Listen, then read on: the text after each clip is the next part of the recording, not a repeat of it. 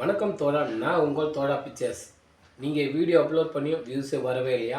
இந்த செட்டிங் போடுங்க, இந்த ட்ரிக்கை யூஸ் பண்ணுங்க எல்லா யூடியூபரும் சொல்லியும் அந்த வீடியோலாம் நீங்கள் பார்த்தோம், அதை எல்லாத்தையும் யூஸ் பண்ணியும் நீங்கள் அதை எல்லாத்தையும் ட்ரை பண்ணியும் ஆனால் வியூஸ் மட்டும் வரவே மாட்டேங்குது. ரிசல்ட் மட்டும் ஜீரோவாக இருக்கா?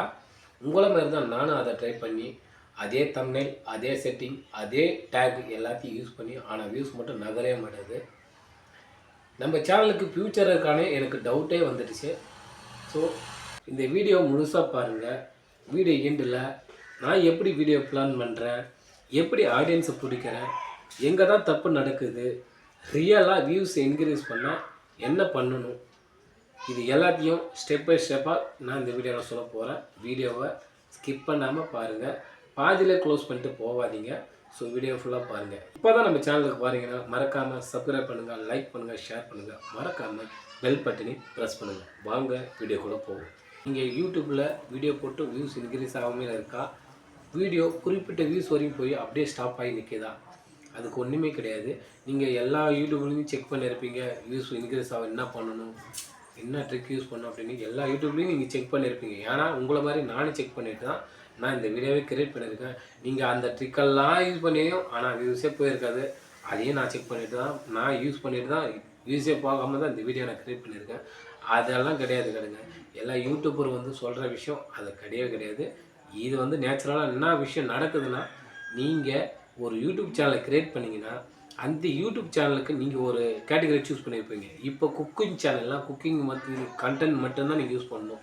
ஸோ இதேமாதிரி கேட்டகரி வைஸாக நீங்கள் எந்த கேட்டகரி நீங்கள் சூஸ் பண்ணியிருக்கீங்களோ அந்த கேட்டகரி வைஸாக ஒரு வீடியோவை நீங்கள் க்ரியேட் பண்ணிங்கன்னா வீடியோவுக்கு தகுந்த டைட்டில் முக்கியமாக நீங்கள் க்ரியேட் பண்ணிக்கணும்.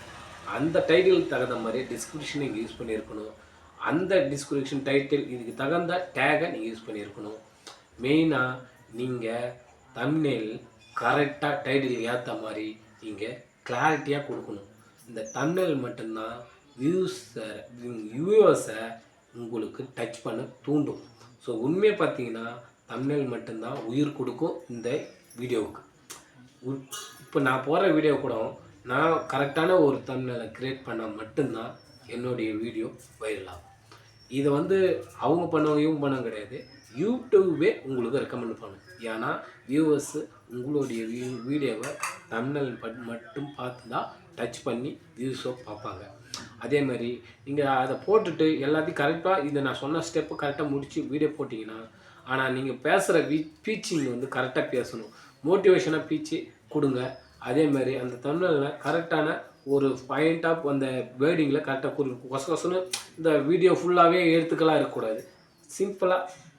சிம்பாலிட்டிக்காக இருக்கணும். ஆனால் கரெக்டாக வியூஸை இழுக்கிற மாதிரி இருக்கணும். ஸோ அதுமாரி தமிழ்நாடு கரெக்டாக க்ரியேட் பண்ணி நீங்கள் வீடியோ அப்லோட் பண்ணுங்கள்.